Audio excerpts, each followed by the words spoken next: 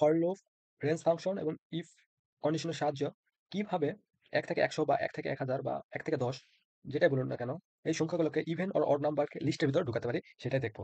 তো প্রথমে আমরা একটি ইভেন নাম্বার লিস্ট তৈরি করি। একটা এমটি লিস্ট তৈরি করলাম।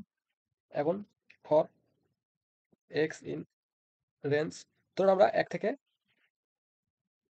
১০০ এর মধ্যে একটা তৈরি করব। ১০০ এর মধ্যে যেগুলো ইভেন নাম্বার সেগুলো এই লিস্টের মধ্যে রাখবো। সো ইফ এক্স, মানে এক্স রিমাইন্ডার টু ইকুয়াল 0 হলে, মানে ইফ 0 মানে ইভেন হলে, তখন even list dot append X, তখন ইভেন ডট লিস্টে, এই লিস্টের ভিতর এক্স দেয় অ্যাপেন্ড হবে, মানে ইভেন্টগুলা এখানে অ্যাপেন্ড হবে।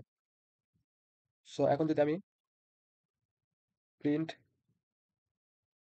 ইভেন লিস্ট দেই, দেখুন ১ থেকে ৯৯ এর মধ্যে যেগুলা জোড় সংখ্যা বা ইভেন নাম্বার সেগুলা লিস্টের ভিতর অ্যাড হয়ে গেছে। এই যে দেখুন 2 4 6 8 10, এই যে দেখুন